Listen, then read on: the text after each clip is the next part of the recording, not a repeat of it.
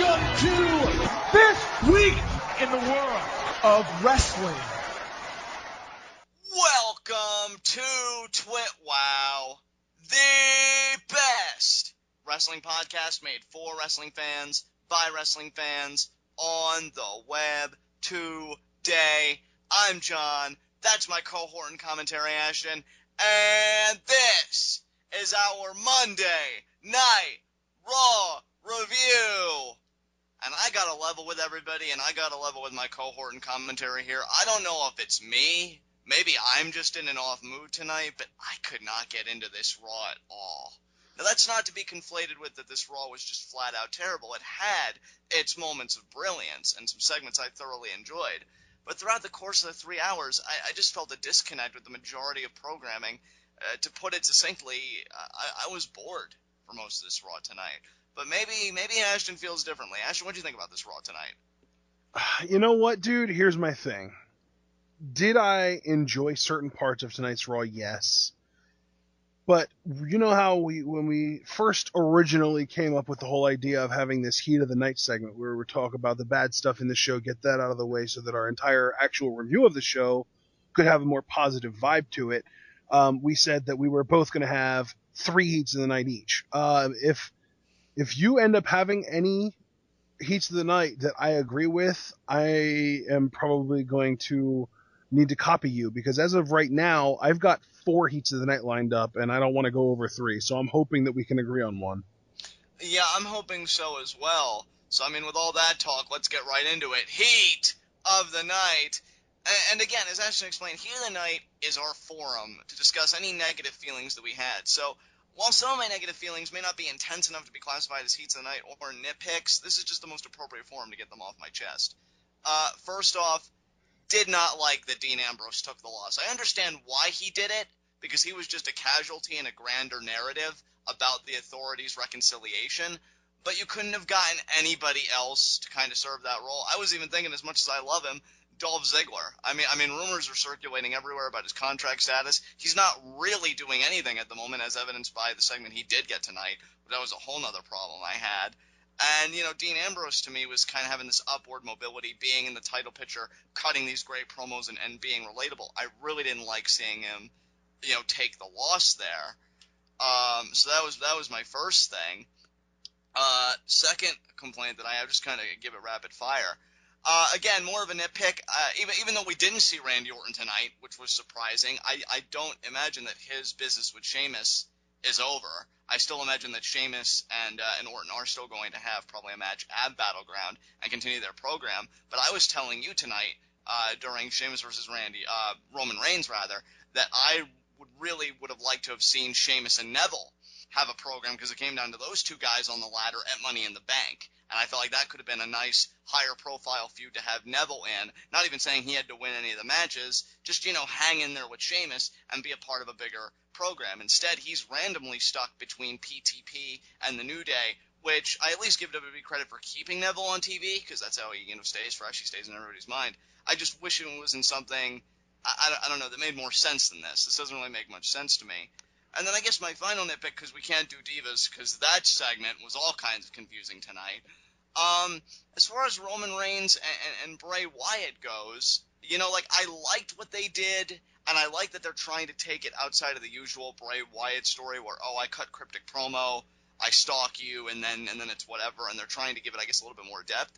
But at the same time, I feel like they're not putting their foot on the gas enough, and I remember even saying that to you. Like, you made the point, why wasn't his daughter having tea with him? We know that Bray is associated, you know, with children before, with the whole Demented Choir, and they've even appeared on TV, so it doesn't seem like much of a stretch. Right. And then just everything they did, I don't know, like, I feel like they have the chance to do something really great and make really amazing television, but it just comes off to me, and maybe, again, it's just my mood, maybe I'm being a curmudgeon tonight, as a little cheesy. No, dude, here's my thing. You look at that segment and that segment alone, and I can point out 4 different storytelling elements that were wrong, that were done poorly in that one segment.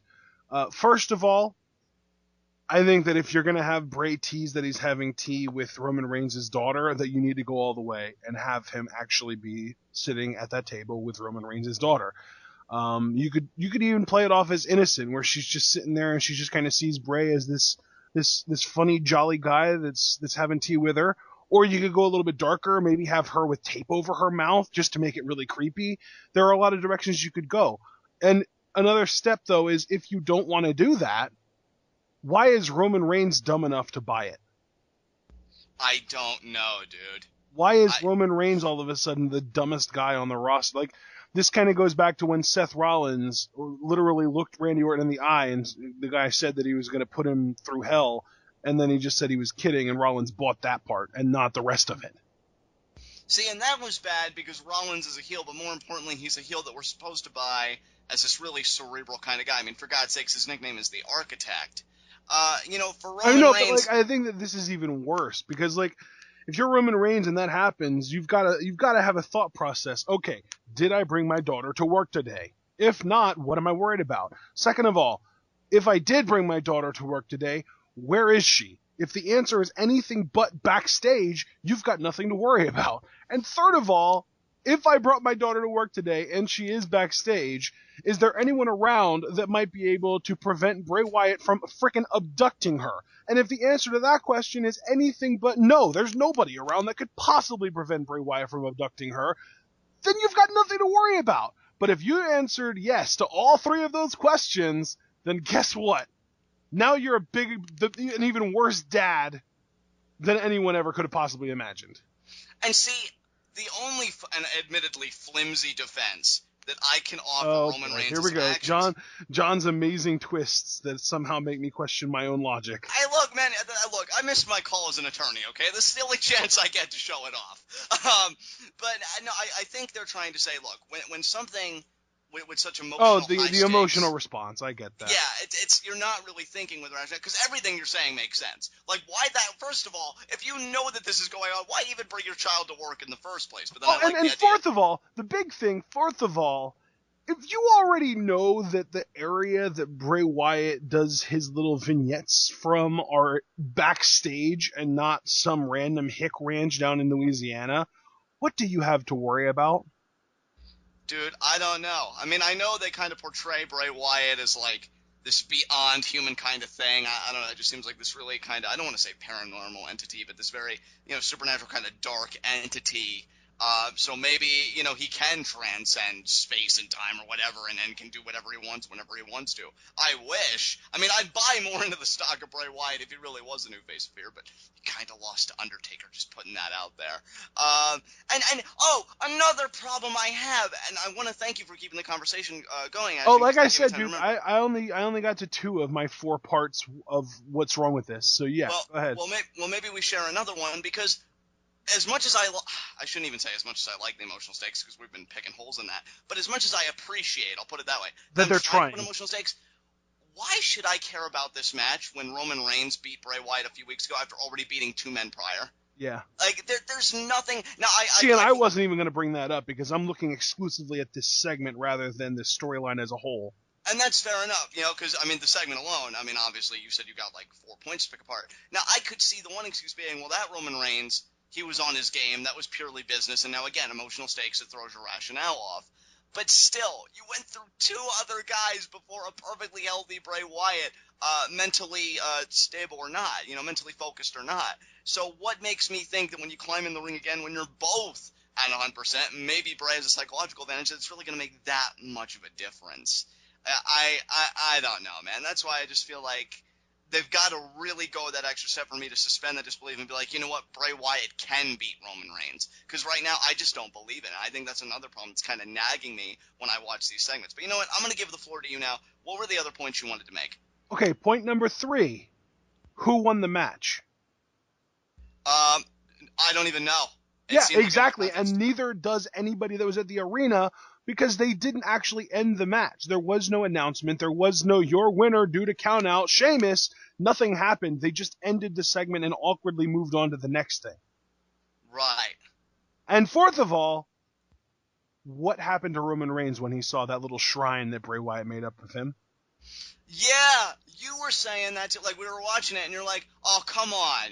Bray's Yeah. not going to attack him from behind or whatever. Well, no, and and he didn't even need to do that, but some kind of something that makes a conclusive, logical ending to that segment. They just cut away. If they would do that on Lucha Underground, it would be great, because then we would know that we're going to get some kind of follow-up the following week, but this is the WWE, and they don't know what the meaning of the words follow-up are. I feel like this is the right storyline potentially taking place in the wrong era, because I don't know how much they can put their foot on the Yeah, gas. Maybe like someone even said in 1998 there was a little girl sitting in that other chair. Right. Yeah.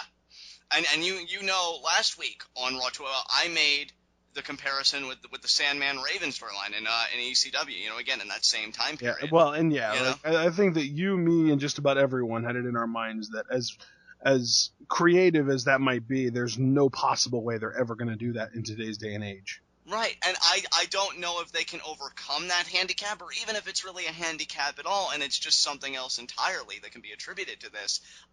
I'm looking for something more, and I feel like they're close, and that's what's so frustrating, because if I didn't have any faith in this storyline, I honestly wouldn't be talking about it this long. I'd be like, let's move on to the next thing. Yeah. But I believe that these guys can do something great together storyline-wise, and I want to see it. I feel like they got the pieces arranged tonight, but they just didn't put it together in that cohesive final whole. So yeah, just really frustrating. But anything else you want to say about this? No, but I'm glad that it was one of your heats of the night, because now I can have a full roster of 3 and not break our rules. Hooray! That was one of my original 4. Okay, that's so the only one that we agreed on, actually. So let's go. I've got 3 new ones that you didn't bring up. First of all, and you kind of alluded to this, but I'm saying screw rules. I'm going ahead with it. Why does the WWE want us to hate all women? I don't know. Why are all women in WWE, save for Paige, who still has her catty, bitchy tendencies, portrayed as horrible people? And not only that, because that's offensive in itself, but even going on a more microcosmic level, with the tag match tonight between the Bellas and Naomi and Tamina, why were the Bellas the baby faces? Because it was Brie struggling to make the tag. Yeah. Why? Because they don't understand wrestling psychology, apparently. I don't... Dude, this whole thing was so confusing to me, because Naomi and Tamina are this heel tandem, which I'm cool with. You know, right. I've been We've accepted that. Yeah, I've been very praiseworthy in Naomi's Horror. They're not the problem. The problem is when you've got the people that are supposedly the power structure that's suppressing all other talent and all other opportunities looking sympathetic. Do you even know what story you're trying to tell? I'm asking you that sincerely, because no, I totally see where you're coming from, and that's kind of the point that I'm trying to make is the WWE. When it's one of those things where when you have your actual heels, that being Naomi and Tamina, and then you have your other heels that think they're baby faces, but everything about them other than the fact that they think they're good guys says that they're heels, there are just no women left to cheer for. It really just does come down to, at this point, just Paige and whoever decides to help her, because everyone else, in one light or another, is just a bad person overall. And I hate that, dude. I hate that there's really no depth on that level. I mean, has there ever in the history of any wrestling business been a point where there is one person who is either a babyface or a heel, and the entire rest of the roster is the opposite alignment? No. And of course, the divas get that kind of shad. You know, it's not fair at all. There should be more depth here. I mean, look at the NXT women's division. There is depth there. You have your heroes. Well, not only is there depth, but there's... Well, I guess I should say not only is there depth as far as the roster goes, but each individual has depth to their character. Sasha Banks is a heel, but she's the type of heel that could become a babyface at the snap of a finger. Becky Lynch is a babyface who was a heel and became a babyface because of a match and a performance in a match. Charlotte is a tweener, but she kind of leans towards heel, but the only reason people cheer her is because she's kind of like a legacy at this point. You know, and Bayley is the purest of pure babyfaces who's never going to turn heel in her entire life, and don't you dare try to convince me otherwise. Alexa Bliss just recently turned heel. It's like Alexa Bliss and Becky Lynch swapped. They swapped alignments at NXT TakeOver Unstoppable.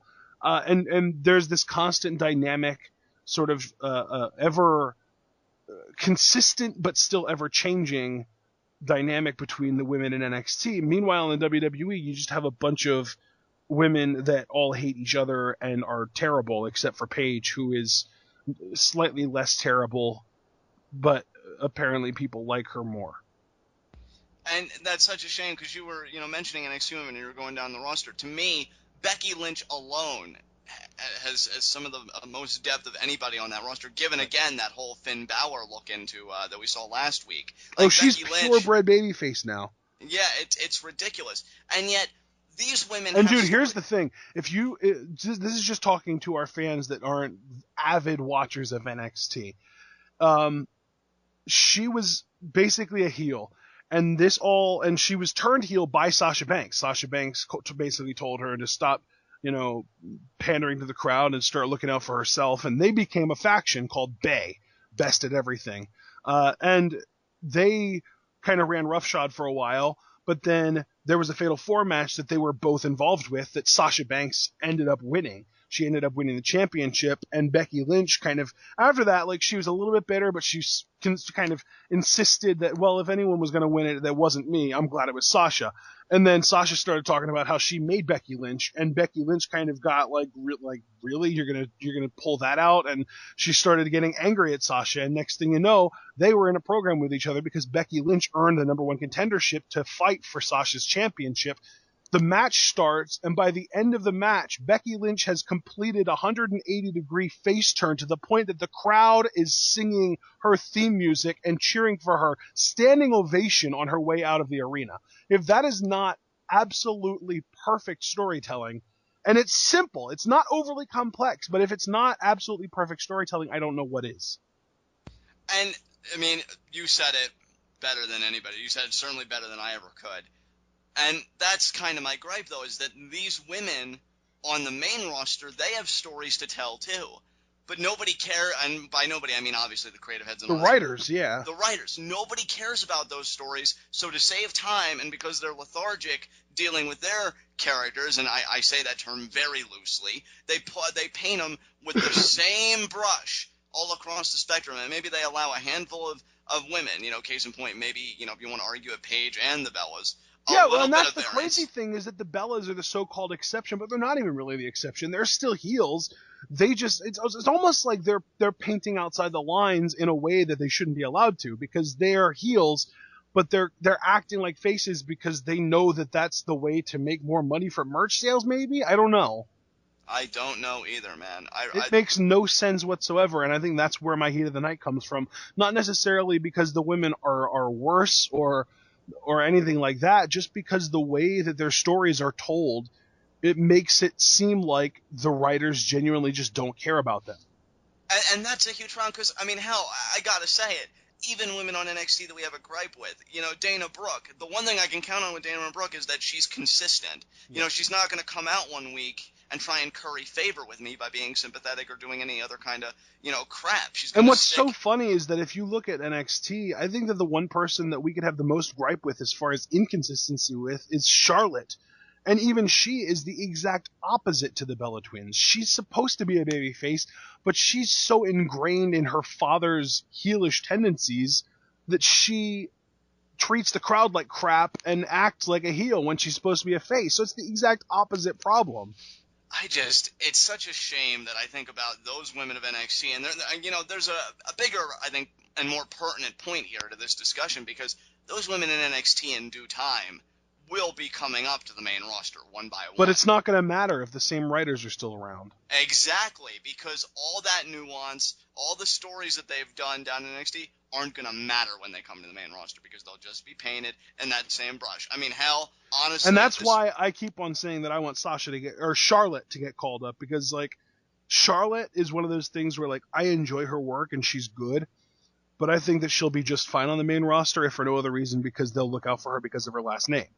Everyone else in NXT right now, I want to stay in NXT for two reasons. First of all, because I just want them to stick around in NXT where they get 15-minute time slots and potential main events of live specials. But second of all, because if they get called up to the main roster, the only people that are going to be worried about protecting them are potentially Triple H, and that's it. Exactly. It's a huge problem. I mean, guys, I'm going to level with you, and again, it could be my mood, or it could just be that I'm speaking truth here, but the way the Divas division is looking on the main roster, I wouldn't be surprised if you had Sasha Banks come in, maybe have a good little run at first, but then ultimately maybe she gets reduced to a dancer for Fandango or something. Like, that's how little the writers care about these women. They just shove them in anywhere. And it's just, it's really sad. And that tag match. Which is a wonderful segue into my next heat of the night. Okay. Everything about the Adam Rose, Rosa Mendez, Dolph Ziggler, Lana, Summer Rae, Rusev segment. Oh, God. So first of all, I despise the pairing of Dolph Ziggler and Lana, and it was made even worse tonight, which I will get to towards the end of the little rant that I'm going on right now. Second of all, Adam Rose being a character that was featured on that ESPN E60, still making out with some random woman on television, despite everyone that saw that E60 special knowing that he's got a wife at home with a special needs kid. Yeah. What is there to even say about that? Like, what is there? Like, I can't say. There are no words for that. It's beyond stupid. If you're gonna produce something like that E60, you can't just be like, oh yeah, hey guys, there was that. Now come back into our universe where the guy that you just learned to love is a scumbag. Exactly. And you know, it's wrong on a multitude of levels. I mean, obviously, it's the discomfort level. Like, this is your home life, and this is what they have you doing on screen. And two, if you're a traditionalist or you just believe in the, you know, the illusion of the screen and you know, all the smoke and stuff, you don't want people to question, well, wait, if he's making out with Rosa Mendez on TV, what was that whole E60 special about? Like, you know, and then they can't really reconcile those two things. I mean, I don't know how important keeping up the illusion is to them, but, you know, that's their question. Ultimately, though, for me, what it comes down to is, again, as you said, Ashton, there's really no words for it. Makes me so uncomfortable every time I see it, because that E60 special was so poignant and really cast Adam Rose in such a great light, and I really enjoyed his segments. And B, just overall, he deserves better. Like, him and Dolph are both, you know, great in-ring workers, and I feel like both of their stories aren't getting them any mileage whatsoever. I think one of the purposes of a storyline, and granted they are multifaceted, but I always like to think that one consistent purpose is getting a person involved from point A to point B. Whatever desired end that you have for those guys, you want to get them there. Where is being with Lana getting Dolph? And where is being with Rosa Mendez getting Adam Rose? I mean, the sad thing is, he was more relevant when he was beating up his Rosebuds. Now that he's kicked him to the curb, like, there's no interest there. And Dolph, I mean, Micah, we've been talking about Dolph Ziggler for years. You, me, and everybody else that has an opinion on pro wrestling, because he's just that guy that people are like, oh, you know, he can be that main event guy and this, that, and the other. And I believe it too, but it's not coming together. This is where they envision Dolph. I think this is where they've always envisioned him. Except that this is at least worse, because rather than competing for, you know, a championship like either IC or US title, which oddly enough, the mid-card scene is probably the most interesting scene right now, but we'll get into that later.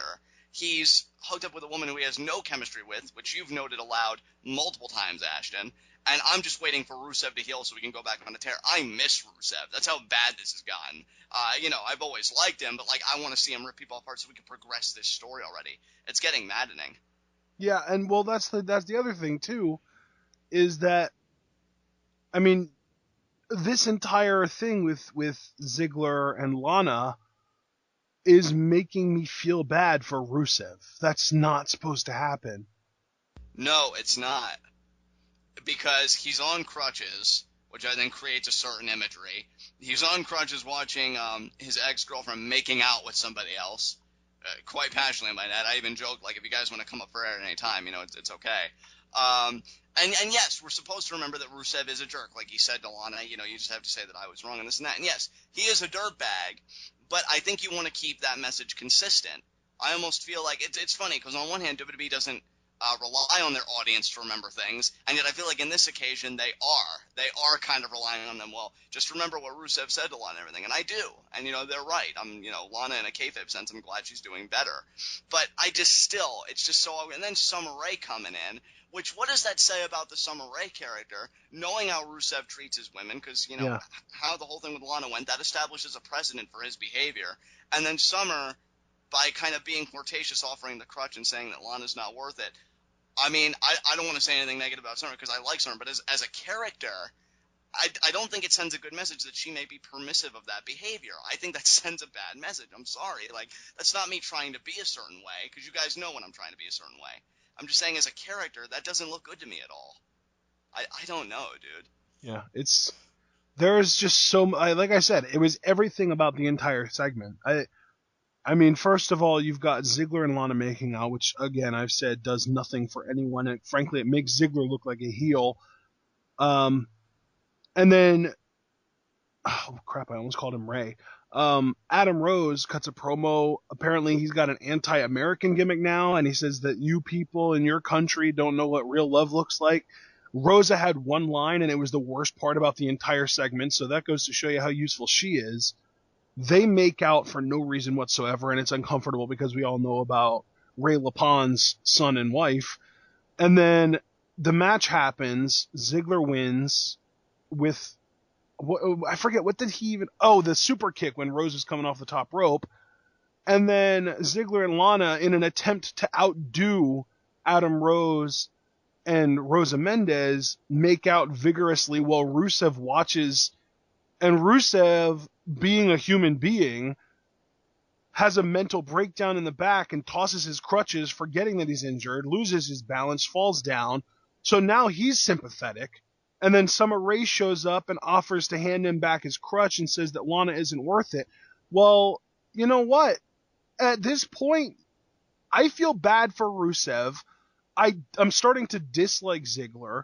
I feel nothing towards Lana, except that obviously she's attractive, but I would feel that regardless of what storyline she's in. Summer Rae makes no sense. Rosa Mendez needs to not even have a job anymore. I'm surprised she still has one. And I feel immensely bad for Adam Rose. And then it all kind of comes back to, at what point does this become Vince McMahon trying to pull a Mark Marrow / John Morrison / Chris Candido, I could probably name more if I had to, with Rusev? I don't know, dude. See, what frustrates me, because you mentioned... Do you know what I'm talking about when I say that?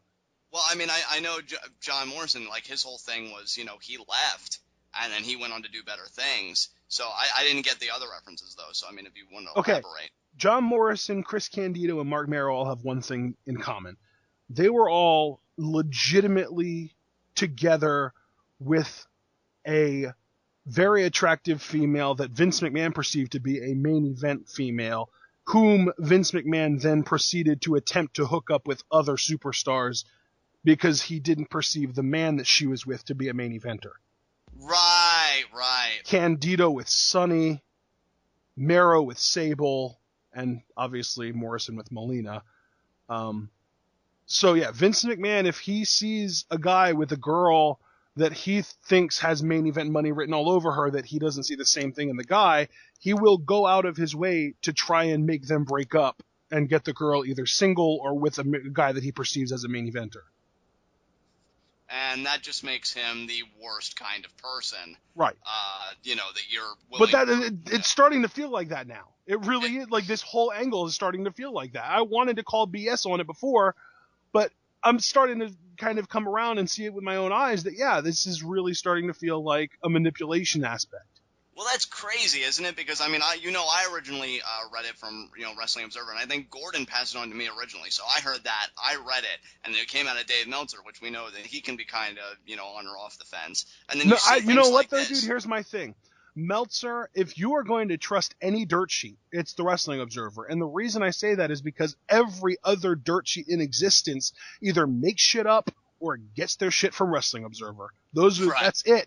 I'm not joking. I'm not exaggerating. Everything, every dirt sheet that you'll ever see, even No DQ, even, I would say the only other dirt sheet that I know of that's ever gotten exclusives that weren't Meltzer first is WrestleZone, and they make so much other absolute crap that it's not even worth giving them the time of day.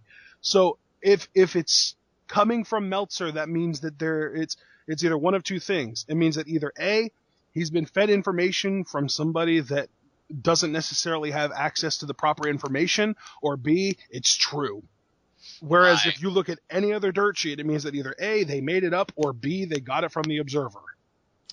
Well, I'll tell you, it just sucks for all parties involved, and I really have nothing else to say about it. I mean, I can't even say that maybe it would have been better, if Rusev wasn't injured and it would have progressed faster. But you know what? That would be blaming Rusev, and he's not to blame for this. Injuries happen. Good writing encounters any kind of situation. And that's my thing, too, is I appreciate that they're at least trying to keep Rusev relevant despite him being injured. Right. But all they're doing by showing him injured as a broken man watching his ex make out with some guy that he has no respect for on television, it's doing is leading people, and when I say people, I specifically mean me, but I'm sure I'm not the only one, to sympathize with Rusev and dislike Ziggler. Yeah, it's just everything about this to me. Again, that's pretty much what I said at the beginning. Everything about this segment was just bad. Exactly. So I've got nothing else to say about it. So you have one other heat of the night, though, don't you? I do. Yeah. Going through this. And this is probably the one that irked me the most, actually. And all the other stuff that I've said was bad, but I think this is the thing that made my blood boil the most. Brock Lesnar is a monster, right? Right. Brock Lesnar is a beast. He's the beast incarnate. That's what everyone says. Brock Lesnar he's not a wrestler. You can't call him a wrestler. He's not a sports entertainer. He's not a superstar. Brock Lesnar is an attraction. Right. He's been booked as an attraction since he showed up again in 2012, and I would say even more so since his fight with Big Show at the Royal Rumble in 2013. Was it 2013 or 2014? 2014 it was. So why, and here's my thing. What makes Lesnar so great is that everything about him, his presence, the way that Paul Heyman talks about him, everything about him and surrounding him and his packaging and just everything feels real, right? Definitely. Everything stopped feeling real when they introduced him in a wrestling angle tonight.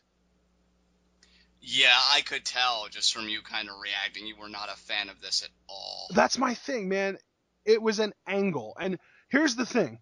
I don't care if you're a hardcore wrestling fan or a casual fan or a UFC fan that only watches for Brock. I don't care what you label yourself as or how much exposure you have to the product. Everybody knows that wrestling is written and that the results are predetermined. As soon as you see Brock Lesnar selling one of his knees and the other guys attacking his knees and everyone making this big fuss, oh my God, Brock Lesnar is going to go into this match with an injured knee, your immediate thought is, well, this is bullshit. I don't even want to see this fight because Brock's not going to win because he's injured. And that's going to be the excuse. And see, that was my gripe with it, because what have I been saying on TWitWoW's Into You in conversation about Brock Lesnar, Seth Rollins? And and you've gotten me to buy into your line of thinking, and I think that's why this affected me so much, because the entire purpose of Brock Lesnar, Seth Rollins was to get people to be like, oh my God, finally Seth Rollins is going to get what's coming to him, and Brock Lesnar is going to be the one that gives it to him. Well, now all people are thinking is, oh, well, great. Now Brock Lesnar's injured and he's not going to be at 100%. And I'm sure he'll still get some good beat down segments in with Seth Rollins, but it's not going to be the same. It's not going to be as good. And people are there. I guarantee you that by going with this angle, the WWE lost money. They lost network subscribers. They lost pay-per-view buys, all of the above, by making Brock Lesnar look, and I can't even believe I'm saying this in 2015, vulnerable.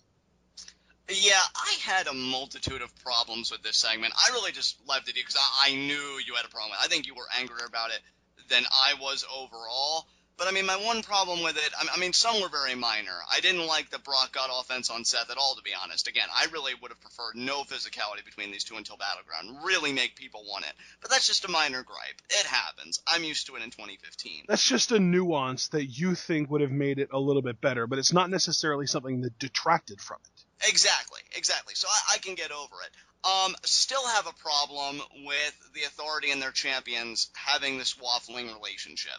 And, I get that, they resolved it tonight because, Lesnar needs something to overcome, but it feeds into the bigger problem that you just got done talking about. It makes Lesnar seem vulnerable on any kind of a level when vulnerability and Lesnar just don't mix. Yeah, here's my thing. Why does Lesnar need to overcome anything? Why does Brock freaking Lesnar need to why does he even need an obstacle to overcome? People should be trying to overcome him, not the other way around. Are you kidding me? And that's just it. That's the soundbite. That's the soundbite right there, because when you're a guy that's biggest claim to fame in wrestling is that you ended The Undertaker's WrestleMania streak, Yeah. everybody should be gunning for you to prove themselves to you. You shouldn't have to prove yourself against any obstacle when you're Brock fucking Lesnar. The rules don't apply to him. Yeah. You know, and that see, that's the I problem. mean, dude, here's my thing. When a wrestler signs a contract, it's a big deal only in the hardest of hardcore pro wrestling fan circles. Like, in a few weeks, when Dolph Ziggler re-signs with the WWE, it is going to be the biggest of deals amongst wrestling fans. When Brock Lesnar re-signed before WrestleMania, it was a national freaking event. It was on ESPN, for God's sakes. Can we just take a moment to realize how big of a deal this guy is? And again, I can't emphasize this enough. He isn't a superstar. He isn't a wrestler. He isn't a sports entertainer. He is an attraction. He stands out. He's not just another guy on your roster that you can just treat like another guy on your roster. He's not like, and I hate that I'm saying this and it kills me inside, but he's not like Dean Ambrose, where yeah, he's awesome and the fans love him, but he can afford to lose a match to Kane. That's not Brock Lesnar. He can't. He is the beast incarnate. He is the guy. He is literally more over than John Cena right now, and you made him look like a bitch tonight. And that's a problem, because, I mean, Ashton really said everything, guys, so all I would really be doing would be parroting his talking points, but just to kind of do so very quickly, you know, Brock Lesnar transcends the WWE. That's right there. That's the soundbite. He transcends the WWE. I guess this is their way of saying no one's bigger than the WWE, but no matter how hard they try, he is going to be. Right. And by trying to confine him to a WWE angle by, oh, Brock, you know, sell the leg, and take a chokeslam from Kane. You know, it's ridiculous. Dude, after Kane's chokeslam, Brock should have just stood up and no-sold the whole thing. Yeah. You eat a chokeslam from Kane? Are you kidding me? Like, Kane's chokeslam, the fact that not only did he use it to beat Ambrose tonight, but then he moved on and it actually put Brock Lesnar down for more than a split second. Who does the WWE think we are? Do they seriously think that we're just going to forget about the last decade of Kane's chokeslams coming close but not actually beating anybody, and now all of a sudden it puts Brock Lesnar down for the count? Right. Again, the one word I keep coming back to with this Raw, disconnect. I feel a disconnect on a multitude of levels. And you know, just the idea that they all pounce on him. And here's the thing, too. Again... He was selling for Joey Mercury. He was selling for Joey Mercury. I mean, Brock and what they reduced him to is a big problem. But, I mean, for me personally, I still can't overcome, like, all the authority crap. Like, I wish that was more organized. I wish this story was far more straightforward than what it's turned out to be. Because I feel like this was the easiest of all kinds of matches to book. You got your champion that, you know, talks a big game, but he doesn't want to face the obstacle. And then you have the freaking obstacle. Just, you know, showing why he is that obstacle to begin with. Brock had such a hot start, you know, for the night, you know, with Paul Heyman cutting the promo and Brock being Brock. If somebody would have told me that the night would have ended so badly for him, I probably would have slammed the door in your face, because I wouldn't have thought, no, if there's one thing WWE has done right consistently, it's the booking of Brock Lesnar. And yet, here you go. Because, you know what, this isn't a match, and this is just my personal opinion I want to communicate to everybody. This isn't a match that I think benefits from any kind of ambiguity. Oh, you know, maybe now Rollins has a chance to retain. You know, is Brock really going to walk out with the title? For 99% of championship matches, yeah, ambiguity is always good, obviously. But here, it should be clear as day, because everybody should be paying out of pocket to see Seth Rollins get maimed. That should have been the selling point, and now that Brock Lesnar has been, you know, quote-unquote, equalized by Seth Rollins, that they're on equal terms now because of the chair and because of the assault, I just think, well, it's just another title defense to me of Seth Rollins, and that's a problem when Brock Lesnar's in that same breath. Huge problem. I mean, I guess what it really comes down to is Brock Lesnar is supposed to be special, and he stopped being special the moment that you gave him an injury to sell. Right. Because he looks like every other guy now. beforehand, Brock had kind of this mythos about him. I mean, again, he beat The Undertaker at WrestleMania. Yeah, I mean, it's one of those things where it's like, oh, wow, Brock Lesnar, this gigantic killing machine. Welcome to typical WWE babyface booking. Yeah. And they were doing everything so right with him, too. And I don't know, like, obviously you don't like this. I don't like this either for a variety of reasons, but I think we've said that all we can on the subject. So, is there anything else you want to say for the Heat of the Night segment? No. All right, guys, well, after all of that, Actually, you know what? Let me just throw this out there. I also hate that now all of a sudden Suplex City is a catchphrase. You knew it was bound to be, though. Oh, no, I love that he has the shirts. I think the shirts are great. But the fact that now Paul Heyman is using it, and the fact that it's basically become Brock Lesnar's version of woo woo woo, you know it, it just... I just can't. Again, it kind of demystifies him a little bit. I don't know. It makes him look like a freaking corporation product, man, like a corporate sellout. I mean, I could even get past Paul Heyman. There's something about Michael Cole saying it, though, that I'm like, cringe. So, but with that said, guys, let's get right on to